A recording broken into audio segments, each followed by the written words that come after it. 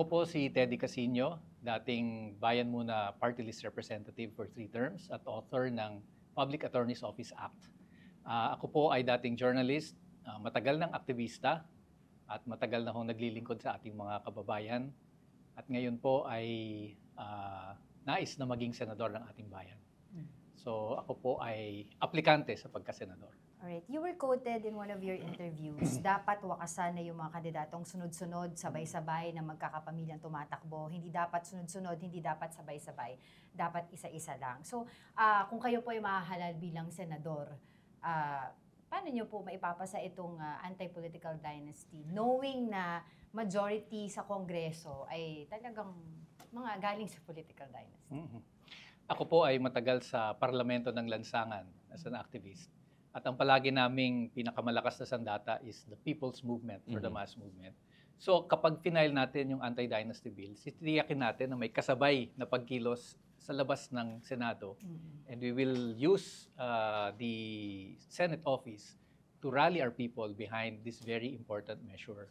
Hindi pa ho nagagawa yan, pero tingin ko kapag may isang senador na talagang umikot at humikayat sa ating mga kababayan na pilitin ang Kongreso na ipasa ang batas na yan, tingin ko may mararating ang laban. They were asking you about yung mga whatever advocacies or bills you might want to pass if you are a senator. But of course, I'd like to go back muna to the time when President Rodrigo Duterte was still in power. Red tag po kayo and yung grupo nyo numerous times to a point na a lot of the youth of today think of you as a communist at NPA. And of course, to get into the Senate, you want to clear that and you want to re-educate and promote productive activism. How will you do that po para makapasok po kayo sa Senado? Actually, yun ang isa nakakalungkot sa panahon ni Duterte. Activism was given a really very bad name. Na parang pag aktivista ka, rebelde ka na, NPA ka na. And I think the best way to show that is through your track record at yung magiging performance ko sa Senado. At syempre, iba na rin kapag senador ka na, you have the platform to explain to people that activism has resulted in a lot of good para sa ating lipunan at sa buong mundo. Pero I want to follow up on that. Ano po yung mabuting nagawa ng activism during your time? Well, unang-una, we brought down a dictator in 1986. At naibalik natin kahit papaano yung ilang mga democratic institutions, bagamat kulang pa rin. Kaya nga importante yung pagpapatuloy ng laban. If you look at history, yung minimum wages, yung social pensions, yung social welfare, resulta yan ng pakikibaka ng mga aktivista. Yung equal protection of the law for women, yung suffrage for women, yung pagkilala sa human rights, and itong recently, yung paglaban sa EJ case. Mga aktivista ang nanguna dyan. Yung free education was, panahon ko pa, estudyante pa kami, pinaglalaban namin yan. And it was only in the last few years na naging katuparan ito hanggang tertiary. So just goes to show na nagtutuloy-tuloy ang pangangailangan ng mga taong naghahangad ng makabuluhang pagbabago sa ating lipunan, especially for the marginalized, underrepresented sectors. I want to pick up on the question raised by Diego kanina.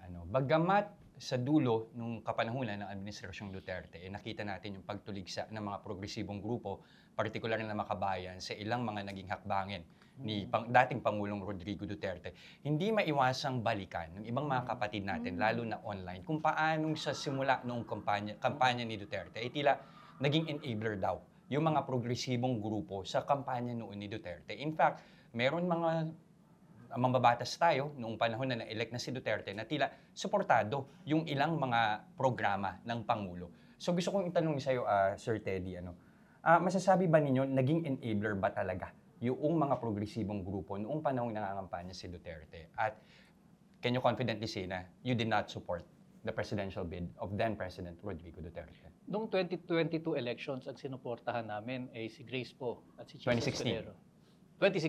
2016. Pero hindi sila nagwagi. And then when Duterte became president, he promised a lot of things. And he showed a lot of promise. Sabi niya, siya ang kauna-unahang leftist president, siya lang daw ang socialist president sa buong Pilipinas. He resumed the peace negotiations. he allowed activists na maging bahagi ng kanyang Ng gabinete. cabinet. Nangako siya na wawakasan ng ENDO. And bilang isang partido ng kaliwa, syempre, you welcome that. No? At titiyakin mo na siseryosohin niya yung kanyang mga pangako. So sige, sabi namin, yan ang gusto mong gawin, tutulong kami sa'yo. But after a few months, nakita natin mukhang mapapako yung pangako. No? Kaya 6 months pa lang, nagbabangayan na kami, especially sa issue ng killings. Marcos Burial. And then yung Marcos Burial. So, after a year, ang sabi na wala nang patutunguhan to. So, mula noon, kami na ang pinakamatinding naging kaaway ng gobyerno ni Duterte. Sa tingin nyo, wala na magandang nagawa si President Rodrigo Duterte during his term? Wala. Kung meron man, nabura lahat yon ng extrajudicial policy niyan, extrajudicial killings, yung corruption na lumalabas ngayon, lahat ng pang-aabuso na nangyari sa ilalim ng kanyang administrasyon. How can we deal then with a superpower like China if we don't have any leverage whatsoever? Di talagang ang tingin na ng China sa atin, mga ano lang kayo ng US mga staging ground lang kayo ng US.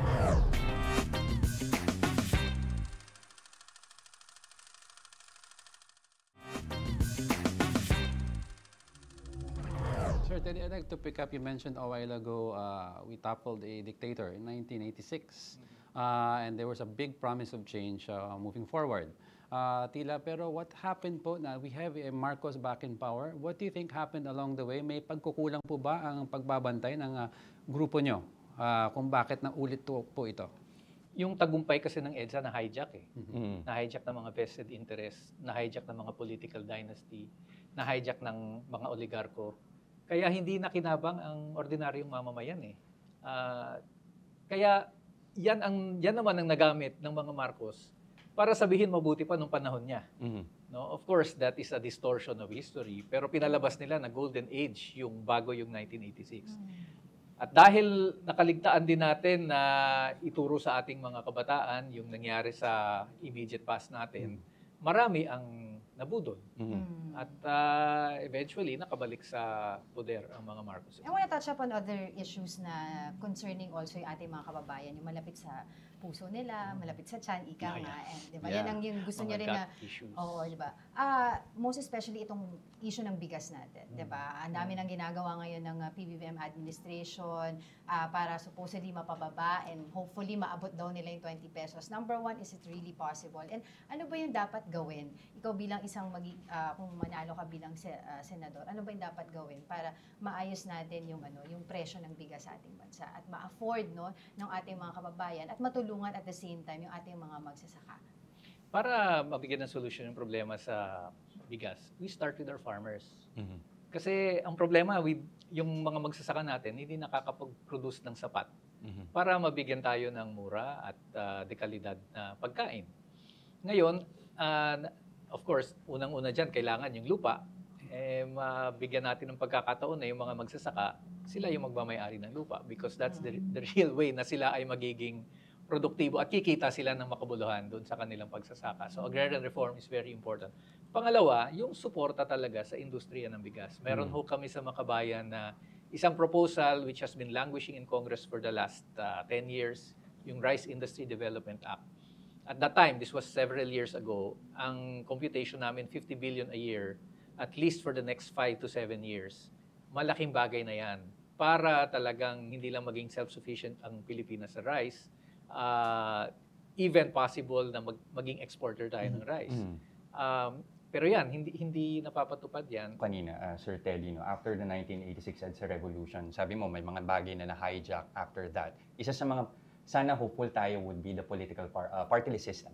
Okay? Yeah. So, diyan umaalagwa ang Makabayan, especially before. But in recent years, nakita natin, bumaba ang representation ng Makabayan. This current Congress, tatlo lang ang representation ninyo. So gusto kong malaman, bakit pa ho kayo tumakbo ng pagkasenador? Bakit hindi na lang kayo mag-focus muna na masiguro na makakuha ng mas maraming upuan sa mababang kapulungan ang Makabayan rather than focus your attention on running for Senate? At hindi ba ho kayo nababahala na sa bumababang popularidad, ika nga, o kung tama bang yun ang assumption natin na bumababa ang popularidad ng Makabayan Bloc, hindi ho ba na kayo nababahala na baka yan din ang kahinatnan ng inyong senatorial bid?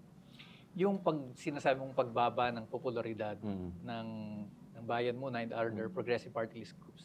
Actually, yung mga totoong party list groups, lahat yan namumroblema. Kasi ang party list system ay hinijack na ng mga contractors, government contractors, ng mga political dynasties, mga political operators.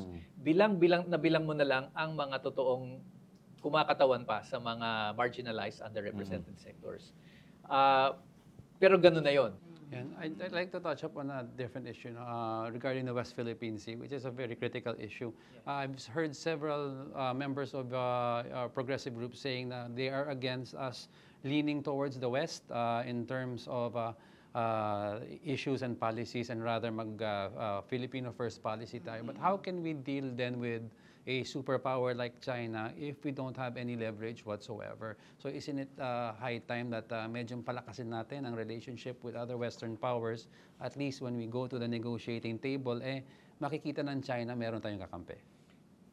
Walang problema sa forging alliances. But what's happening now is that binukas na natin ang Pilipinas sa siyam na base militar na pwedeng gamitin ng US sa kanyang laban sa China. We have allowed their missile systems to be installed on Philippine bases.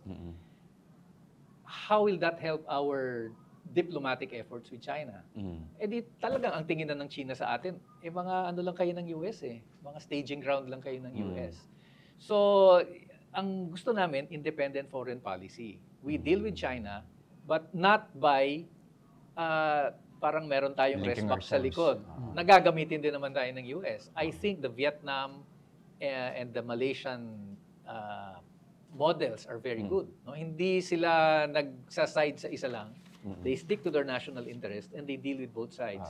No, yung sinasabi naman ni President BBM na friends to all, enemy to no one.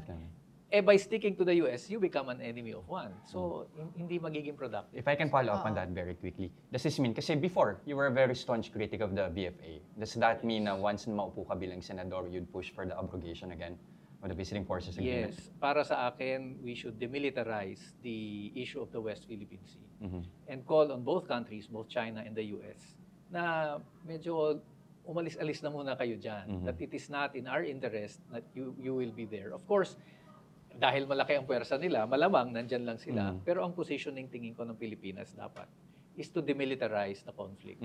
And that includes removing yung mga military bases and facilities ng US dito sa Pilipinas. Just as we should not allow China to build military bases in our territory. Isa pang malapit sa puso ng mga tao, ang pagtaas ng sahod, ng aumento ng mga manggagawa. Very importante na issue ito. Kayo po ba ipabor doon? Magkano yung gusto po ninyo na itaas? At saka through regional tripartite board or legislative? Ako po, I have always been pushing for a national minimum wage na malapit sa living wage. Ang living wage ngayon, independent computations is around 1,200 for a family of 5. So hindi na malalayo dyan. Pero tingin ko dapat it should be a national minimum wage. Kasi kung tutuusin, yung cost of living sa probinsya sa NCR halos hindi na nagkakalayo Maraming ang produkto, mas mura pa dito sa NCR kumpara doon. And then, bakit importante yung pataisin natin yung sahod ng mga manggagawa? I look at wage increase as a pump priming policy for the economy. Kasi kung mas malaki ang purchasing power ng iyong manggagawa, mas maraming produkto siyang mabibili, mas maraming serbisyo, that will be good for the local economy. So bakit nararapat kayong iboto ng sambayan ng Pilipino? Dahil kailangan ng taong bayan ng isang matapang at malakas na boses sa Senado. Tama na, nasubukan na natin yung mga political dynasties, yung mga corrupt politicians, yung mga artista. Subukan naman natin yung mga aktivista. May mahabang track record sa paglaban para sa mamamayan, may integridad at may kakayanan na maging leader ng ating bansa. Ayun yung magbudots. Konti na lang, magbubudot na ako. Oo, konti na lang. Siyempre, nung simula, kabadong ako, parang job interview lang. Pero dahil mababait ang ating mga panel at kahit pa paano, bihasa naman ako sa mga issues, feeling ko naman, baka naman tanggapin ako sa trabaho.